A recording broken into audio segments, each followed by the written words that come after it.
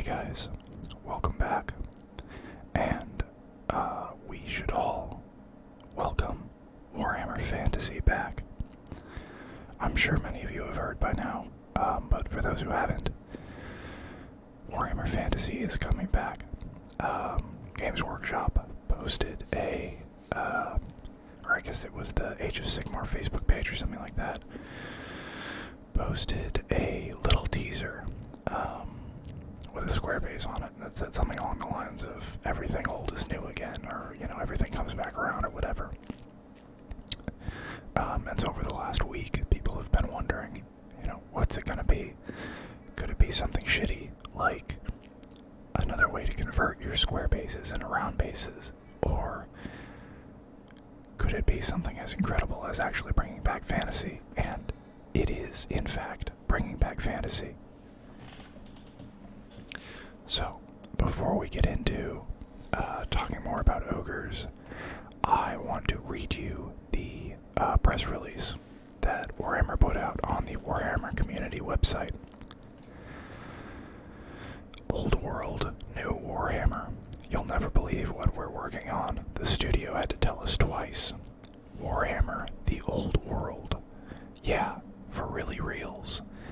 In the deepest dungeons of the Warhammer studio, the Council of the Wise has convened, ancient forges have been relit, and work has already begun. So far, we've made the logo. Next up, everything else. You get the idea. This is a long way off. Years, more than 2, like 3 or more, definitely not soon. Obviously, this is really exciting news for all of us, and just like with Sisters of Battle, we'll keep you updated with more news as the project unfolds. For those of you who don't know, in 2015, Warhammer, the game of fantasy battles, changed forever, insofar as Archaon, destroyed the world. Classic Archaon. Everything we knew of the old world collapsed into a void of chaos and infinite possibility. From the tumultuous storm came the mortal realms, heralding a new dawn of unending war in the Age of Sigmar. From the reforged primordial soup and etheric energies of the old world rose wonders we could never have imagined. Armies of ghosts, fleets of aether-powered aircraft, green-skinned brutes the size of horses, and flying sharks. The heroes, villains, and warriors and monsters of Warhammer Age of Sigmar represent the best range of fantasy miniatures in the world. Beloved of a passionate global gaming community, and over the past 4 years, Warhammer Age of Sigmar has become by far the most successful fantasy game ever, possibly because it has been properly marketed. And yet, the old world whispers from ages past with its siren song. We grow misty-eyed at the memory of long-lost heroes and glorious kingdoms laid to ruin, and of mighty champions whose sagas are sung no more. And of course, much of the lore of the mortal realms has its roots in the world that was, with some of its most venerable denizens being the very same that fought across those war-torn kingdoms, along with a small selection of choice magical artifacts. The old world is to Warhammer Age of Sigmar as the Horus Heresy is to Warhammer 40k, the bedrock of lore from which mortals rose to godhood and legends were forged. And like the Horus Heresy, seeing those mythic heroes in action has an undeniable appeal, as does recreating the glorious armies of a previous epoch, an exciting proposition for hobbyists and gamers alike. And now we have a dedicated team in the Warhammer studio beginning the work of bringing all that awesome back to the tabletop. Exciting stuff. And then shilling some of the video games that they foolishly licensed after they killed fantasy. Oh goodness, you can really hear that outside, can't you? Okay, I'm gonna pause this recording and I'll be right back. Alrighty folks, welcome back. It's been several hours, but everything's finally cooled down. So just to conclude the opening of this video, fantasy's coming back. I'm really excited about it, and I hope you guys are as excited.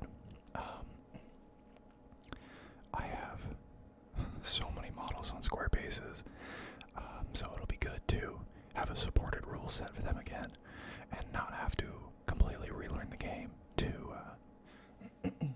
play Ninth Age. But anyways, let's learn some more about the ogres, huh?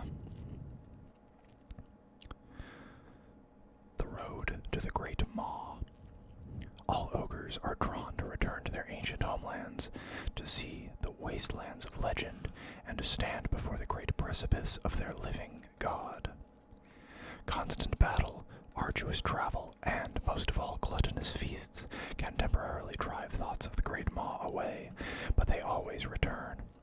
If an ogre lives long enough, that is to say, if battles or prowling monsters don't take him first, they eventually must answer the siren call. Most often this happens to individuals or small groups, who typically just drift away to begin their trek without saying a word. On occasion, entire tribes become smitten and will pack up camp for the long journey. The Ivory Road winds through steep valleys and climbs up mountain passes. In places, the trail is marked by large menhirs, many of which bear the scrawling sign of the Great Maw, or perhaps the marks of passing tribes. Along the roadway, Noblar shanty towns crop up, settlements made of sticks, broken axles, and piled rubble. Here, the sneaky creatures sell scraps, skins, and pilfered items to the sporadic pilgrims that slog by, naturally taking every opportunity to scavenge and steal anything they can get their grasping fingers on. Innumerable dangers haunt the road, and Mournfangs and Saber-Tusks are constantly on the prowl. Where the path winds below the mist-shrouded peaks of the ancient giant holds, the path often skirts vast ruins of shattered masonry before it comes, at last, to the edge of the desolate wastes. A last trading post, Shamble Town, teems with Noblars and cast-offs, hawking dubious haunches of meat, and counterfeit trinkets claimed to be Maw charms, or lucky stones that the Great Maw spat out, or perhaps the very club that Groth One-Finger carried. It is a dangerous route, and many do not make it to the end. Fewer still return from their journey, either lost in the wastes, or consumed by the almighty Great Maw itself. The Wanderers. Some ogres have branched out from the Mountains of Morn, often hiring out as mercenaries and following the lucrative call of battle. Ogres can be found throughout the Old World, in the lawless lands of the Border Princes, the greenskin-infested Badlands, Araby, and even Nagaroth. Those who leave intend to return one day, although whether they survive to do so is another matter. Ogres remaining in the Mountains of Morn always welcome back such travelers, eager to hear tales of foreign battles and exotic things to devour. Some ogres settle in these faraway places for a time, enticed by the promise of rich pickings. The Iron Fist tribe, for instance, has established residence on the eastern side of Peak Pass in the World's Edge Mountains, and many tribes frequent Gristle Valley, an ogre stronghold in the Grey Mountains. Ogres are bold. The Backbreaker tribe infamously set up its camp within a few hours' march of the city of Altdorf, piling up many toll fares before being driven off by an army led by Emperor Karl Franz himself. The ogre tyrant Gragas Brawlhammer of the Big Club tribe belched a deep-throated discharge. As the echoes of the mighty expulsion reverberated from the surrounding mountainsides, Gragas made his ceremonial announcement. "I've been all over the world, and I've eaten everything that walks. But it weren't until we came back to these mountains that I almost met my match. This beast," said Gragas while waving a haunch of wyvern meat that would require a dozen men to lift, "nearly ate me. But I killed it, and tonight we will eat it." This naturally brought raucous cheers from the tribe, who raised their own mighty hunks of meat into the air in salute. By ogre standards, that had been quite a long speech, and the tribe was glad to get back to eating. Yet their tyrant had one more thing to say. "I ain't never met my match," said Gragas. and I never will. No sooner had his boast been made than a distant peal of thunder sounded across the nearby peaks. The ogres looked up to see the peak of Mount Grimpoint above them illuminated by a streak of crimson lightning, followed by what seemed an unearthly roar. It is not unusual to see strange auroras over the mountains and fierce storms blow out of the chaos wastes, so the event went unremarked by all except the tribe's butcher, who felt his gut twist in premonition. He knew that battle was coming, and soon. The searing bolt had smote the summit of Mount Grimpoint, and from the resultant fissure arose a demon, a glowering bloodthirster wreathed in smoke. Thus was Gragi sent again to the mortal world to do the bidding of his master, Khorne, to beat the unbeatable, to humble the mightiest of mortals. Burning with an incandescent fire, Gragi unfurled his wings and howled his bestial challenge into the night. A vast demonic host materialized at his bellowing call, and darkness filled the skies, blotting out the stars. Gragi sniffed out the direction of his prey, and began the long descent of the mountain, the deep snow melting with a hiss before his oncoming rage. The first native creatures that the demons encountered were a herd of rhinoxen. This particular herd lay between the demons and their target, and the clash was inevitable. Although they could not see what was coming down the mountain towards them, the rhinoxen could scent the danger, so they did what they always do. They turned to face their assailants and broke into a lumbering charge. Gragi clove into the herd with axe and horns. With a resounding impact, half a dozen beasts were scattered high into the air, hurling off the mountainside into the darkness below. Gragi's axe chopped through hardened muscle and bone effortlessly. The demon legions followed, turning the slope into an abattoir. Rhinox flesh and demon gore splattered everywhere. Many pairs of eyes watched the slaughter, for, like most of the great mountains of that range, caves pockmarked Mount Grimpoint. From entrances obscured by the deep snow and ice, ogre hunters emerged to urge on the many predators at their command. Saber tusks prowled the edges of the demon army, pouncing on any that became separated from their formations. Sometimes these beasts were met by claw or hellblade, yet many a demon was dragged off to its doom. At the foot of the mountain, Gragas's ogres sighted the oncoming danger and dispatched their Mournfang cavalry up the slopes to meet the threat. When the gibbering horrors finally drove off the ravenous creatures with baleful magic, many demons had been crushed or driven back to the ether. Even more of the hellish host was lost to iceworm pits or ambushing crag beasts, but it was the Stonehorn that did the most damage.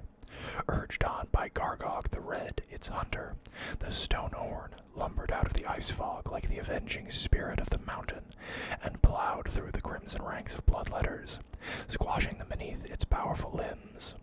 With every angry twist of its head, the vast stone horns sliced lithe demonettes in half, their return blows barely scratching the beast's rock-hard flanks.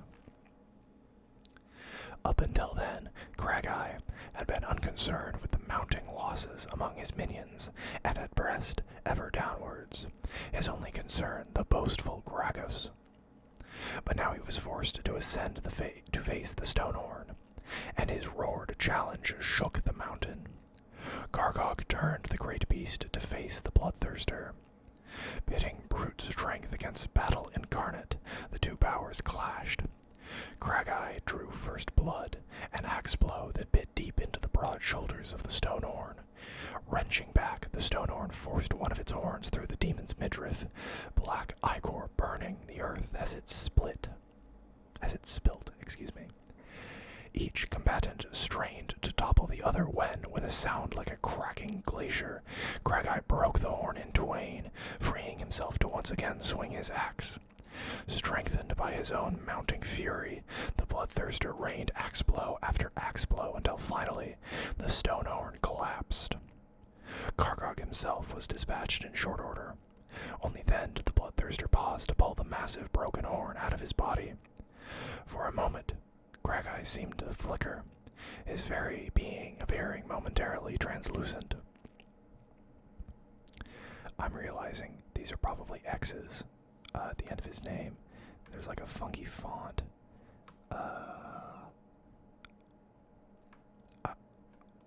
I'm just gonna keep calling him Crag-Eye. Then, smoldering with the effort, the demon roared his triumph and solidified once more amidst his vanquished foes. The skies were brightening with dawn when the beleaguered demon host entered the valley below Mount Grimpoint.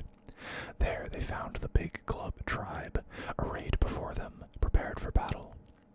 At the head of the ogre horde stood the tyrant, Gragas Brawlhammer, his boulder club nonchalantly slung over one beefy shoulder.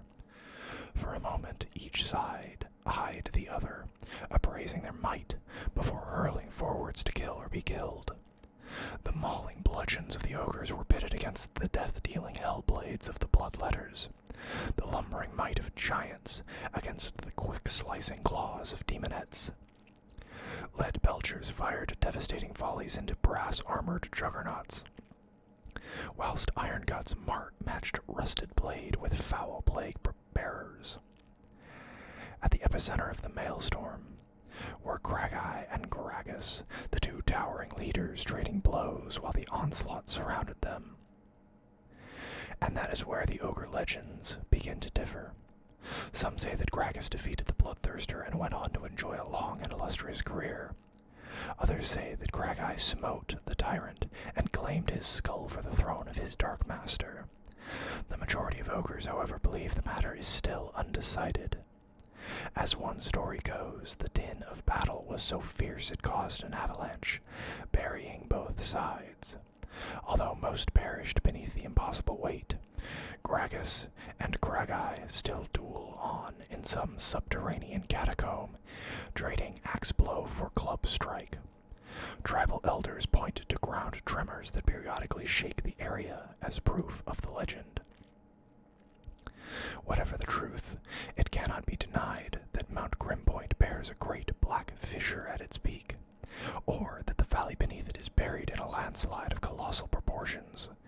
Nor can any deny that a great eight-pointed monolith now protrudes from the piled rubble. Neither side, however, has ever returned in force, preferring to leave that part of the cold realm well alone. Fate spoke that day, for truly if the denizens of the ogre kingdoms don't get you, the mountains themselves will. And with that powerful punctuation to the story, we are going to call this video. I hope you guys enjoyed it, and I will see you all next time.